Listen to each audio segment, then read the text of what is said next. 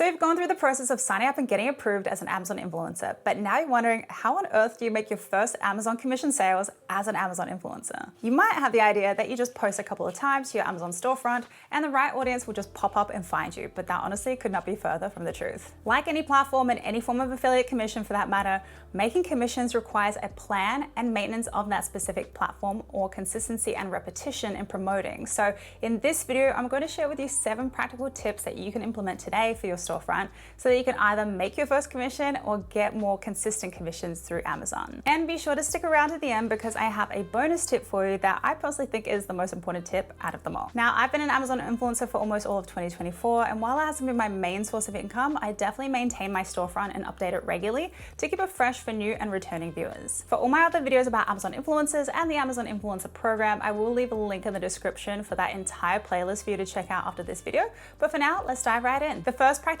tip to making your first or increasing your Amazon commissions is ensuring that your storefront looks appealing and is attractive to your audience. As humans, we are naturally more attracted to things that just look good and are visually aesthetic and appealing. Your storefront is kind of like any other social media profile where you want to make it as attractive, organized, and cohesive and easy to follow as possible. This is important because while customers may not always find you through your storefront first, they may actually find you maybe through a video on a product page, and then they might go and click to view your storefront, so you just want to ensure that it looks good. A great exercise is to simply ask yourself, would you want to visit the storefront as a customer? And if the answer is no, ask yourself why and what could be improved. So some things to help make your storefront look attractive is to ensure that it has a small bio, includes your social media channels, ensuring that you have an updated idea list, and whether or not your videos and photos that you post are actually helpful and valuable. One way to ensure you check all the boxes on this is by taking inspiration from other influencers who are crushing it with their storefront appeal. Now, obviously you don't want to copy, but you really want to just get a sense of what would make someone want to come to your page and shop. Like Juliana Claire, I always love to use her as an example because she just crushes her Amazon storefront in every sense of the word. I love how she has a clear and short bio, an inviting profile picture, other social medias that you can connect with her, and then as you scroll down, you can see that she has a bunch of curations as well as her idea list clearly labeled. She also has some great photos that she uploaded as well as videos, and then you can see that she goes live quite a lot and quite frequently. So what I would do is look at anywhere from like 3 to 5 storefronts under the live stream tab to find other creators' storefronts and just see what elements you like about them and what is inspiring to you and how you can take that inspiration to make it your own. Now, the second tip is what I mentioned earlier that I do is update your storefront regularly. The thing is with digital things like your social media highlights, your digital products, your blog posts, and things like your storefront are just not a one and done. They will always require some sort of maintenance and upkeep for it to stay fresh for your audience. The main things you want to look out for when updating your storefront are ensuring that your idea lists aren't too long and stuffed with a bunch of products.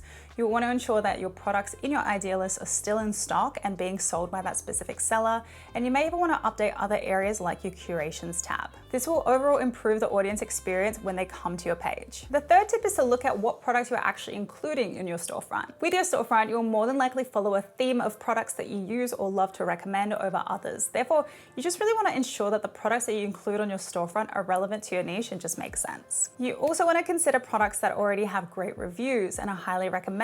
Although if you do have, let's say, a collaboration with a brand on Amazon where they may not have that many ratings and reviews just yet, but you actually in the end had a really good experience with them, it's definitely worth including in your storefront. The fourth tip is to utilize live streams. Although this one sounds a little bit daunting, considering going live is super off the cuff and might need some practice, it's one of the best ways for your audience to actually bond and earn your trust and likability with you, all while enjoying a live shopping experience as well. I've seen so many creators on other platforms like TikTok absolutely crushing it with live streams where they offer value to their audience and then they sprinkle in their promotions and products as well. The great thing about live streaming on Amazon is that even if you live stream and no one ends up watching it live, the live stream will actually save to your storefront so your audience can always come back to watch the replay as well. Amazon also sometimes pushes out live stream content via other placements on their website. The fifth tip is to ensure you're promoting your storefront and recommendations on social media. Now, this one is so important. If people don't know that your storefront exists, they will have no reason not to find it. So most of the top creators are promoting their products every single day, whether it be in their stories, in their static posts with links to their storefront, and this is how they're able to bring in consistent commissions. Some of the most strategic places that I highly suggest you promote your links are within your social media stories, like on Instagram stories, because then you can actually save these stories into your highlights folder.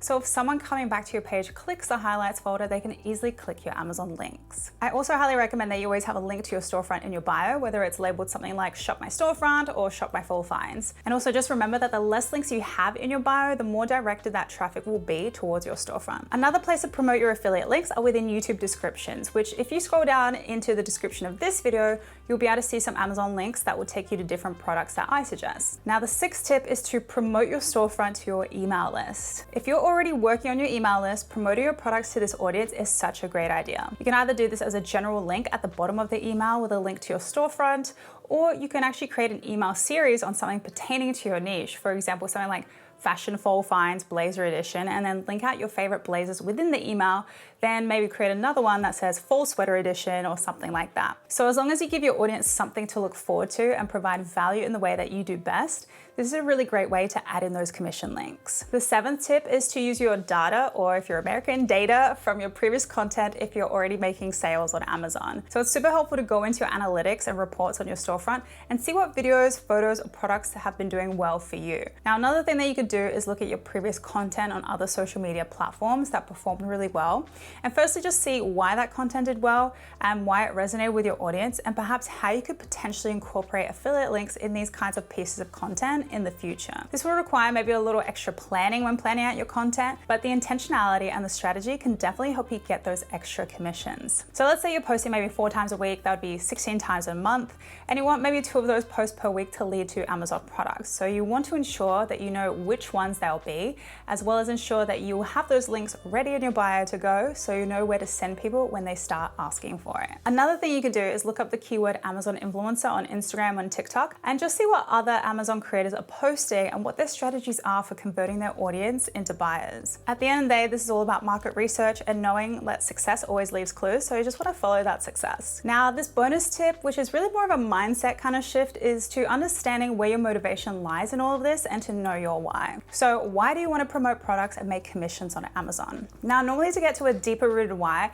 you need to ask yourself that question at least 7 times to really understand what that reason is at the core. So it might be that you simply want to make that extra $200 a month to cover your groceries, or maybe so you can just be more present with your family. You also need to ask yourself whether or not you truly enjoy trying and promoting different products, and if it fits in with your creation goals. Now, when you really apply yourself, stay consistent, stay relevant, and are proactive about letting people know about the products that you offer on your storefront, you'll be well on your way to making that first sale or be able to increase your commissions. For more videos on Amazon and Amazon influencers, you can check out the playlist below, along with my free Amazon guide to get started in the description below. If you found this video useful, remember to like, subscribe, and share this video with a brand or creator with whom this could really help. Thank you so much for watching, and I'll see you in the next video.